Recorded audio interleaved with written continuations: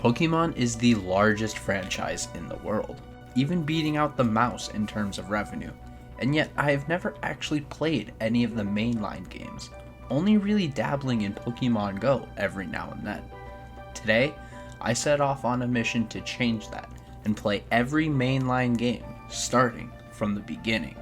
So here is the story of my first ever playthrough of Pokemon Blue. I wake up on a warm June morning and my mom tells me, "Son, it's time for you to get out of the house and chase your dreams." It was at that moment that I knew I was ready to start my journey of becoming a champion. So I would grab my little blue turtle, name him Clank, and smack down my rival Jax's grass dinosaur Daxter, and head off to Pewter City to take on Brock. Along the way I pick up a rat and a couple of bugs to help me on my quest. I don't get a chance to shine quite yet though, because Clank washes away all of Brock's rock piles with quad effective bubbles. SpongeBob would most certainly be proud. As a reward for beating him, Brock gives me something called a technical machine, but I couldn't be bothered to try and figure out how to use it, so I just tossed my PC, never to be seen again. After taking out Brock, it is time to head through Mount Moon on my way to the next gym leader. On my way through Mount Moon, I run into Team Rocket doing evil things. What evil things are they doing? I actually have no clue. They seem to be just standing around to me, but that's not even the weirdest part of Mount Moon. At the peak, there is a crazed scientist who lashes out at me and attacks me for just trying to walk by. I'm 10 years old. Why is she attacking me? After swiftly defending myself, she lets me take a pick at a fossil, and I pick the dome fossil because it sounds cooler in my opinion, and I continue on my journey. After making it to Cerulean City, I ran into my rival. He challenges me to a battle, so I swiftly put him into his place, and then he tells me to go talk to a guy who made the PC system. What he failed to tell me about this was the gauntlet of trainers I'd have to go through in order to get there. After beating the 5 trainers on the bridge, the final trainer here gives me a delicious chicken nugget and asks me if I wanted to join Team Rocket. My eyes glow as excitement fills my body. I can finally join the dark side and live out all of my fantasies of being evil. Wait, why isn't the game letting me answer? I want to join. Let me! Anyway, after just casually killing a Pokemon so Bill can be human again, it's time to take on Misty. Misty's stars stood no match for Mickey and his Hyper Fangs, securing the second gym badge. After beating Misty, it's off to the port town of Vermilion City to climb aboard the SS Anne, beat up my rival again, and give an old man a back rub so I can teach my Pokemon how to become lumberjacks. I use this ability to get into the third gym, and I'm met with this bullshit puzzle. Like, who thought this was a good idea? How did this get approved? This is a game for children. This isn't even a puzzle. This is just bullshit. Anyway, it's time to take on Lieutenant Surge and his Zappy Pokemon. Spawn takes out his Voltorb and Pikachu with a dig apiece, and Taokaka takes out Raichu with a couple slashes, easily taking out Lieutenant Surge and securing the third gym badge. Next, it's off to Celadon, but on the way I stop in Lavender Town and take on my rival in Pokemon Tower. I put his bird to sleep with Ant-Man, then switch to Dig-Dug to throw some rocks at it, then take it out with a couple tackles. Next, Jack sends out Gyarados, so I bring in Clank expecting a water-type move but get hit by a hard Dragon Rage. Not wanting to lose my buddy Clank, I bring in Ant-Man to hopefully put Gyarados to sleep, but Ant-Man gets hit with a hard Hydro Pump. I bring in Mickey to hopefully take out the Gyarados, but he leaves Gyarados with a sliver and falls to a Hydro Pump. Rest easy, buddy. I finished taking out the rest of Jack's team, but this battle could have gone way worse. I need to play better in order to protect my friends from moving on to the other side. After that harrowing battle, it's off to Celadon City. In Celadon, I get to do my favorite pastime. Gamble all my money away, baby. Defeat evildoers. But the more I look into it, what evil is Team Rocket actually doing? Other than a secret hideout, what else have they done that's evil? After stopping that party that was happening under the casino that I definitely didn't stop at on my way out, it's time to take on Erica and her plant Pokemon. Erica leads Victory Bell and I lead Skywalker. Victory Bell starts off by wrapping around Skywalker and holding onto him until he got into the yellow, forcing me to switch him out. I bring in Rogue, who instantly gets poisoned. Rogue gets off a soft peck before getting wrapped, but the wrap doesn't last long and Rogue is able to eventually take down Victory Bell with some more pecks. Tangela comes out next, and due to the poison, Rogue is looking a little rough, so I switch her out for Akuma. Tangela repeatedly constricts Akuma as he takes it down with a couple of twin needles. Erica's last Pokemon is Vileplume, which gets off a weak Petal Dance before going down to a super effective Twin Needle, winning us the 4th gym badge. Now it's time to take a quick walk back to Pokemon Tower, help a ghost move on, and meet Team Rocket once again.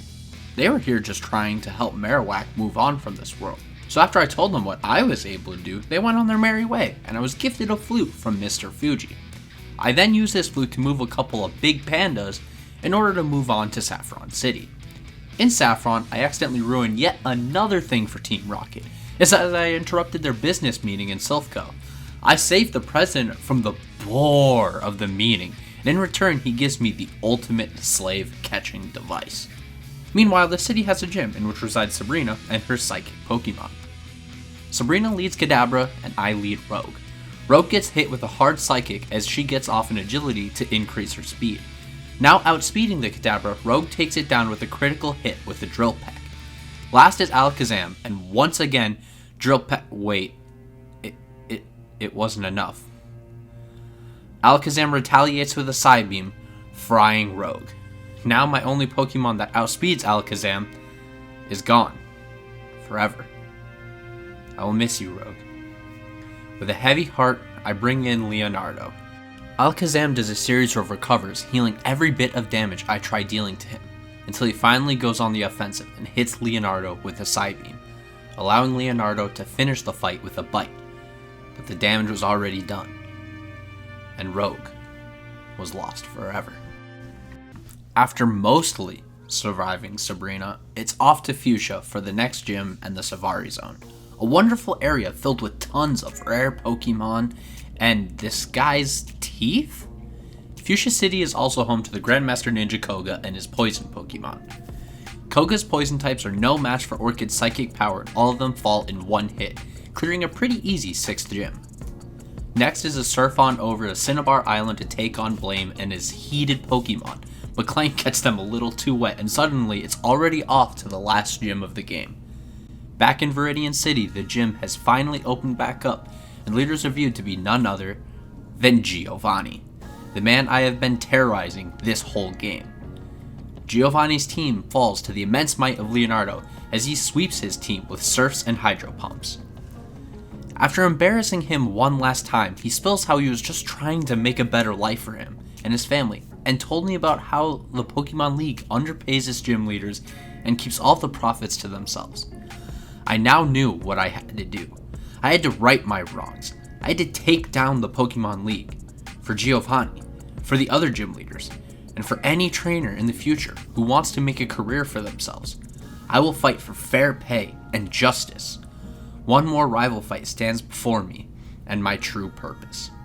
After a swift dusting of his feeble Pokemon, it's time to take on the Elite Four. First is Lorelei and her frozen Pokemon. Lorelei leads Dugong and I lead Peach. I put Dugong to sleep with Hypnosis and switch in Scorpion. I get off 5 meditates before Dugong wakes up. I then risk the 6th meditate because I don't know if 5 was enough to sweep, but Dugong just goes for a useless rest.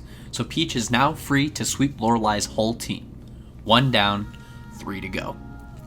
Next is Bruno and his martial artist. He leads Onyx, so I lead Clank and wash him away with a quad effective surf. Next comes Hitmonchan, so Clank takes him down with a hard hydro pump. Then Bruno sends in Hitmonlee, so I switch to Peach and put him to sleep with Hypnosis. I then take out the Hitmonlee with a super effective Dream Eater. Bruno's second Onyx comes in next, so it's back to Clank to wash it away. Last is Machamp, so it's back to Peach for a Hypnosis and Dream Eater one-shot for the second Elite Four member. 2 left. Third is Agatha and her spooky Pokemon. This time it's Orchid's time to shine. Orchid sweeps Agatha's team with stab super effective psychics, one-shotting every Pokemon except her last Gengar, but he goes down without dealing any damage.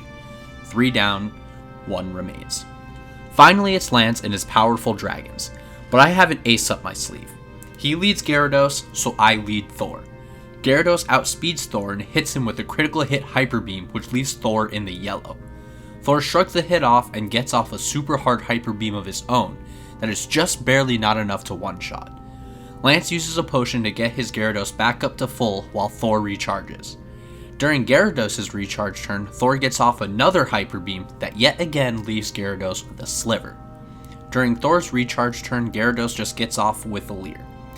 With his defenses down and his health low, it's time to switch Thor out, so I swap in Clank to tank the incoming Hyper Beam, which Clank does so like a champ, not even leaving the green. I use Gyarados' recharge turn to reveal my ace in the sleeve, He-Man the Cloyster.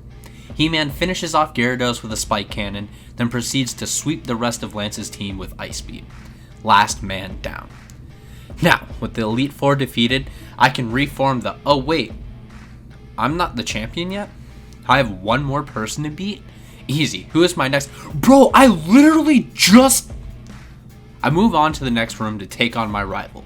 For the last time. For real this time. Jack leads with his big burb, so I switch into He-Man to freeze the burb out the sky. Next, he brings in his Alakazam. Alakazam uses a useless recover before getting hit by an Ice Beam for just under half health. But He-Man clutches and freezes the Alakazam solid, giving me time to bring in Clank. Clank finishes off Alakazam with a couple bites. Clank then washes away Jack's Rhydon with a quad effective Surf. Jack brings in his Gyarados, so I switch into Peach. Gyarados gets off a pretty hard Dragon Rage, but then gets hypnotized to sleep, so now Peach can feast on his dreams. Next is Arcanine, so it's a quick swap back into Clank to wash him away. Now it's finally to Jack's ace, Daxter. I switch Clank out for Thor. Thor gets off a super hard Hyper Beam, which again isn't enough for the one shot, but Daxter just goes for a couple of growths, letting Thor deal the finishing blow. And with that, I have become champion. My Pokemon are inducted into the Hall of Fame. I am praised for my win. I am given my winnings and wow, this feels amazing. Is this what it's like at the top? Suddenly, I have everything I could ever have wanted. Fame, money, achievement. I made my dream of becoming Pokemon champion. And suddenly, I have forgotten the reason I became champion in the first place. Suddenly, I forget about the little guys, about Giovanni. Suddenly, I have become part of the very system I swore to destroy. Suddenly, I've become the villain.